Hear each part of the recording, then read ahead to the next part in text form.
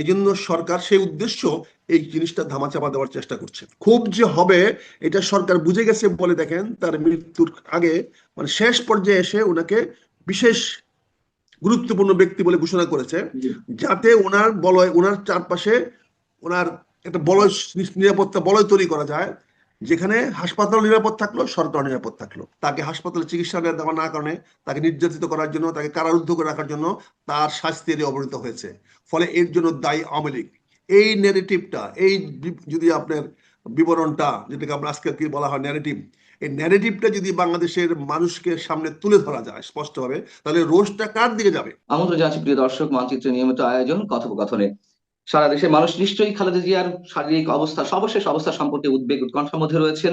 Exact news পাওয়া যাচ্ছে না এমন অভিযোগ অনেকের, এবং একই সঙ্গে তিনি যে হসপিটালে চিকিৎসাধীন তার সামনে 3 স্তরের নিরাপত্তা বেষ্টনী গড়ে তোলা হয়েছে। কেন এই ব্যবস্থায়, সবকিছু নিয়ে আমরা কথা বলবো। এই বিষয়ে আলোচনার জন্য আমাদের সঙ্গে যুক্ত রয়েছেন সাবেক সংসদ সদস্য, মুক্তিযোদ্ধা, সাবেক সেনা কর্মকর্তা, মেজর অবসরপ্রাপ্ত আখতারুজ্জামান। মোহাম্মদ আখতারুজ্জামান, আপনাকে স্বাগত জানাচ্ছি আমরা। এবং শুরুতে একটু জানতে চাচ্ছি, আপনি নিশ্চয়ই বেগম খালেদা জিয়াকে কয়েক দফায় দেখতে গিয়েছেন। সবশেষ আপনি কখন দেখতে গিয়েছেন, এবং আপনি কি মনে করছেন তার শারীরিক অবস্থা সম্পর্কে, যদি একটু আমাদেরকে সর্বশেষ অবস্থা সম্পর্কে জানাতেন। আসসালামু আলাইকুম পান্না ভাই। জি, ওয়ালাইকুম আসসালাম। এটা আমি অত্যন্ত ভাগ্যবান যে আপনার সঙ্গে আবার আমার সামনাসামনি কথা বলার সুযোগ আল্লাহ আমাকে দিয়েছে। এখন আপনাকে আমরা বলতে পারি একজন কারা নির্যাতিত নেতা, সাংবাদিক নেতাই বলেন আর যাই বলেন, যারা নির্যাতিত সাংবাদিক। কারা সাংবাদিক শুনলাম। কনগ্রেচুলেশন, জি, থ্যাংক ইউ। কনগ্রেচুলেশন, শুভেচ্ছা আপনাকে। যাই হোক, আমি আপনার মাধ্যমে প্রথমে আপনার দর্শকদের মাধ্যমে আমি দেশবাসীর কাছে বিনীতভাবে দেশমাতা খালেদা জিয়া একজন ক্ষুদ্র কর্মী হিসাবে, এটা অনুগত কর্মী হিসাবে, ভক্ত কর্মী হিসাবে ওনার জন্য দোয়া কামনা করব। জনগণ যেন ওনাকে দোয়া করে, কারণ দোয়ার কোন স্টেজটা হবে সেটা জানি না, তবে আমি সেটা বলবো আল্লাহ যেন ওনাকে বেহেশত নসিব করেন। এই দোয়াটা করাটাই মনে হয় আমাদের জন্য এখন এই মুহূর্তে সবচেয়ে ভালো হবে। কারণ অনেকে, আমরা বলি শ্বাসে কি, শ্বাসের কোনো বিশ্বাস নাই, আবার শ্বাস কখন থাকে কখন থাকে না এটা নির্ধারিত বলতে পারি না। আমরা যেহেতু কোনো তথ্য জানি না, আর আমি দেখে আসার পরে আমার ব্যক্তিগত অভিজ্ঞতায় বা আজকেও আমি যেটা দেখলাম কথাবার্তা যেটা বলা হচ্ছে, তাতে আমি মনে করি সবার কাছে আমি দোয়া চাই যে ওনাকে আল্লাহ যেন বেহেশত নসিব করেন। হয়তো তার ওনার মানে ওনার নিথর তার মানে দেহটা হয়তো এখনো ইয়াতে আছে, ওনার নিথর দেহটা হয়তো এখনো, হয়তো না সরি, ওনার নিথর দেহটাই এখন আছে ওই এবার গেট হাসপাতালে। তার ভিতরে আত্মা আছে কিনা আমি জানি না, সে আত্মা চলে গেছেন কিনা আমি জানি না। আজকেও আমি একটা ব্রিফিং শুনলাম আমাদের স্বাস্থ্য ম্যাডামের, স্বাস্থ্য অফিসার, স্বাস্থ্য কি কর্মকর্তা, স্বাস্থ্য ডাক্তার, জি, যে উনিও ওষুধ নিচ্ছেন। উনি কিন্তু বললেন না যে মুখে নিচ্ছেন। ইঞ্জেকশন তো ডেড বডিতে দেওয়া যায়, স্যালাইন ডেড বডিকে দেওয়া যায়, নিবে এটা ফ্লুট ফ্লুট চলবে তো, এটার সঙ্গে হার্টের তো কোনো সম্পর্ক নাই, হার্ট বিটের সম্পর্ক নাই, ডেড বডিতে ফ্লুট তো চলবে। ইনজেকশন যাবে, ডেড বডিতে ইনজেকশন আর্টিফিশিয়ালি, পুশ। আর্টিফিশিয়াল হলে যাবে না কেন? আর্টিফিশিয়াল হলে যাবে না কেন? আচ্ছা, আর্টিফিশিয়ালি যখন আপনি ব্রিদিং করাচ্ছেন তখন যাবে না কেন? আপনি তো ভেন্টিলেটর দিয়েছেন, তার মানে হার্ট ফেল করেছে, কিন্তু আপনি তাকে চালায় রাখতেছেন। যে মুহূর্তে আপনি এটাকে বন্ধ করে দিবেন পাম্পিং, সেই মুহূর্তে সেটা শেষ হয়ে যাবে। এটা অপেক্ষা, অতীতে আমাদের এরকম অভিজ্ঞতা আছে, যখন কোনো রাজনীতিবিদদের মৃত্যুটা ক্রিটিক্যাল হয়ে যায়, যেখানে জনমানুষের ক্ষোভ আসতে পারে। যেমন একটা জিনিস ক্ষোভ হতে পারে, প্রথম কথা যেটা চাচ্ছে সরকার, এই ক্ষোভটা কোনোভাবে সরকার থেকে ডাইরেক্ট ইনডাইরেক্ট মানে করে আওয়ামী লীগের দিকে নেওয়া যাওয়া কিনা, বলা যায় কিনা যে আওয়ামী লীগের কারণে, আওয়ামী লীগের এই 15 বছরের অত্যাচার অনাচারের কারণে মরছে, কাজে এই ক্ষোভটা যেন সরকারের প্রতি না এসে, বর্তমান কোন রাজশক্তির বিরুদ্ধে না এসে, ক্ষোভটা যেন ওই আওয়ামী লীগের বিরুদ্ধে যায়, তাহলে অনেকের পারপাস সার্ভ হয়। যেমন পাকিস্তানে দেখেছেন, পাকিস্তানের আর্মিরা ক্ষমতা কুক্ষিগত করেছে, তখনই যখন ইমরান খানের মৃত্যু সংবাদগুলো দ্রুত আসা শুরু হয়েছে, সে আছে কি নাই।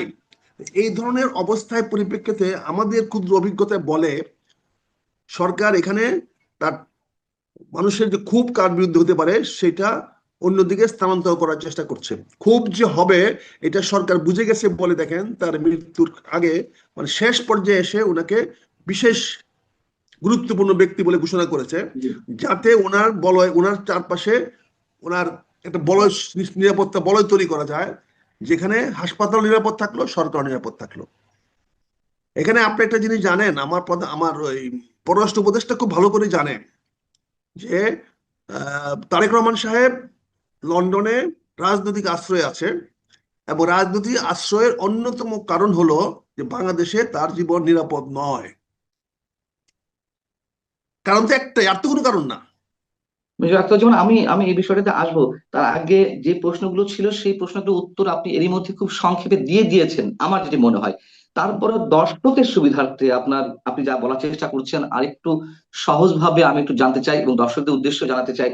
আহ প্রথম প্রশ্ন হচ্ছে যে বেগম খালেদা জিয়ার এখন যে সর্বশেষ পরিস্থিতি তা আপনি আকার ইঙ্গিতে বুঝিয়ে দিয়েছেন। এখন সেই বিষয়টি নিয়ে কি আসলে কোনো লুকোচুরি হচ্ছে, এবং লুকোচুরি যদি হয়ে থাকে তাহলে কে করছে? এটা কি সরকার করছে? সরকার করে থাকলে তার মধ্যে কোনো রাজনীতি আছে কিনা, আমি এই প্রশ্ন উত্তরটা একটু চাচ্ছি। আপনি দেখেন, এই সরকারের অস্তিত্ব নির্ভর করতেছে দেশমাতা খালেদা জিয়ার শেষ ব্রিদিংয়ের উপরে। ওনার শ্বাস যতদিন চলবে ততদিন এই সরকার টিকে থাকার সম্ভাবনা থাকবে। হুম। কারণ এই শ্বাস বন্ধ হয়ে যাওয়ার পরে মানুষ বিক্ষোভে ফেটে পড়ে কিনা, এটার একটা সম্ভাবনা রয়ে গেছে। এই জন্য এই সরকার জানে। আর এই সরকারের সঙ্গে আমাদের নেতা তারেক রহমান সাহেবের একটা ভেরি গুড আন্ডারস্ট্যান্ডিং আছে। আপনি দেখেন আজকেও আমাদের ডাক্তার জাহিদ সাহেব বলেছেন যে উপদেষ্টা সাহেবরা সবাই যোগাযোগ করতেছেন। উপদেষ্টা সাহেবরা যোগাযোগ করতেছেন, এটা বিএনপির পক্ষ থেকে বলার কি দরকার? ম্যাডামের পক্ষ থেকে বলার কি দরকার? তাহলে ওনাদের জন্য সাফাই গাচ্ছেন। অর্থাৎ আমি যে কথাটা বলছি, আক্রোশটা যাতে সরকারের দিকে না যায়। কারণ আক্রোশ তো মানুষের তৈরি হয়ে গেছে। কারণ তিনি প্রথম দিন কেন প্রধান উপদেষ্টা আসলেন না? কেন প্রথম দিন তার মেডিকেল উপদেষ্টা ডাক্তার উপদেষ্টা আসলেন না? মানুষের ক্রোধ কিন্তু তৈরি হয়ে গেছে যে অবহেলা করে অবজ্ঞা করে দেশমাতা খালেদা জিয়াকে আজকে এই জায়গায় নিয়ে আসছে। আজকে দেখা যেখানে বলা হচ্ছে ওনাকে এখন যে কোনো সময় বিদেশে নেওয়া যাবে, তাহলে এই সিদ্ধান্তটা কেন 7 দিন 10 দিন আগে নেওয়া হলো না? 23 তারিখ, আজকে 3 তারিখ, প্রায় 11 দিন কেন নেওয়া হলো না? আর হুম। এখন যদি নিতে পারে, তাহলে অপেক্ষা কার কারণের জন্য? ওনাকে যান বাঁচানোর জন্য, না এখন তারেক রহমান সাহেবের সিদ্ধান্ত অনুযায়ী? এখন তারেক রহমান সাহেবের সিদ্ধান্ত আমরা গেলাম না, কিন্তু কথা হচ্ছে যে তোমরা নিজেদের অবস্থাকে রক্ষা করার জন্য, মানুষের রোষ থেকে মানুষের ক্রোধ থেকে বাঁচার জন্য, আপনি দেখেন ওনাকে দেখার জন্য আমার 3 বাহিনীর প্রধান চলে গেলেন। তাতে কি মেসেজটা আমরা পেলাম? জনগণ কি মেসেজ পেল? যে সিচুয়েশন আন্ডার কন্ট্রোল। 3 বাহিনীর প্রধান পর্যন্ত হুম। এখন পর্যন্ত দেশমাতা খালেদা জিয়া আনুগত্য দেখাচ্ছে। তার মানে ওনার সঙ্গে ওনাদের কোনো এনিমিটি নাই। দেশমাতা খালেদা জিয়ার সঙ্গে সশস্ত্র বাহিনীর কোন রকম বৈরী সম্পর্ক নাই। এটাই তো প্রমাণ হলো। এই যারা প্রমাণ তো যারা আগেও হয়েছে।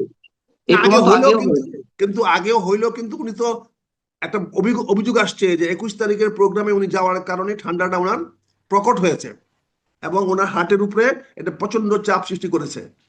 এটা অনেকে বলা বলি করছেন 21 তারিখে, ফলে সশস্ত্র বাহিনী একটা ব্যাক ফুটিং এ চলে গেছিল।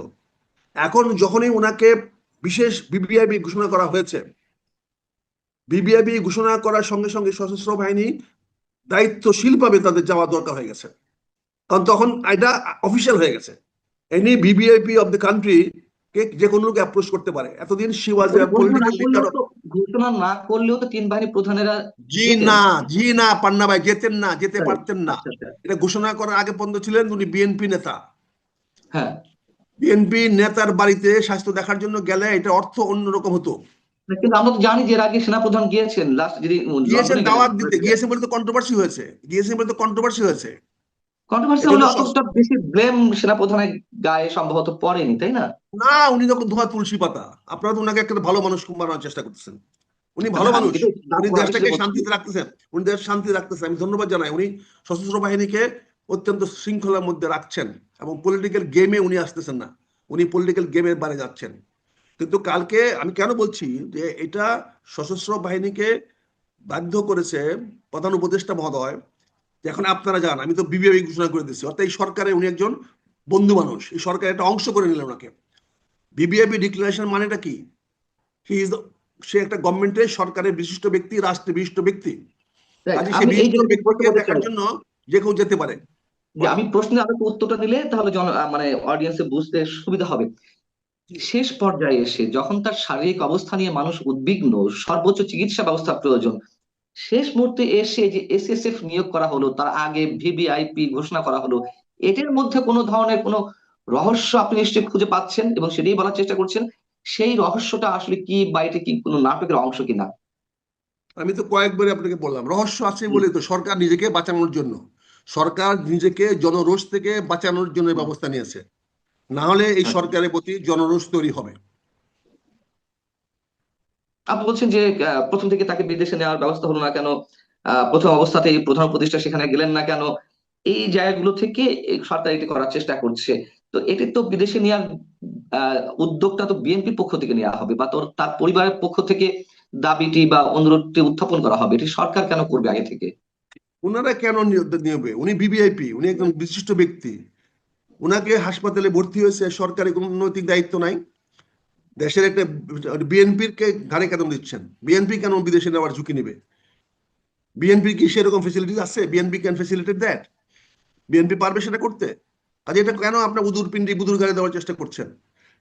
এটা সরকারের একমাত্র রেসপন্সিবিলিটি, দায়িত্ব। ডক্টর ইউনূস সরকারের দায়িত্ব দেশমাতা খালেদা জিয়া সুচিকিৎসা করানোর জন্য, দেশের যে কোনো নাগরিকের চিকিৎসা নিশ্চিত করার দায়িত্ব বাংলাদেশ সরকারের।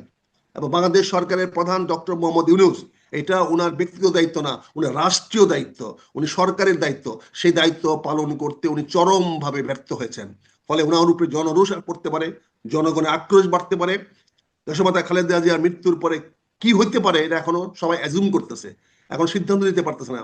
তাই দেরি হচ্ছে, তাই বিষয়টা প্রকাশ করতে দেরি হচ্ছে। এখানে সরকার নিজেকে রক্ষা করার জন্যই সেনাবাহিনীকে ডেকেছে, নৌবাহিনীকে ডেকেছে, বিমান বাহিনীকে ডেকেছে। সেখানে বিবিআইপি ডিক্লেয়ার করেছে, সেখানে 3 স্টেজের 3 লেয়ারের সিকিউরিটি অ্যারেঞ্জমেন্ট করা হয়েছে। কাজে এটা তো বোঝাই যাচ্ছে যে এটা জনরোষ থেকে রক্ষা করার জন্য সরকার তার দায়িত্ব এড়ানোর জন্য করছে। ওই প্রশ্নটিও আমার ছিল। আমি ভূমিকাতেই বলছিলাম যে তিনি যে হসপিটালে চিকিৎসাধীন বা এখনো পর্যন্ত আছেন, সেই হসপিটালের সামনে 3 স্তরে নিরাপত্তা বেষ্টনী গড়ে তোলা হয়েছে। এই যে 3 স্তরে নিরাপত্তা বেষ্টনী গড়ে তোলা হয়েছে, অনেকে বলছে তারেক রহমান সাহেব যে কোনো সময় আসবেন, এই জন্য আগে থেকে নিরাপত্তা ব্যবস্থা গড়ে তোলা হয়েছে। আসলে কি বিষয়টি তাই, নাকি আপনি যা বলছেন সেটি?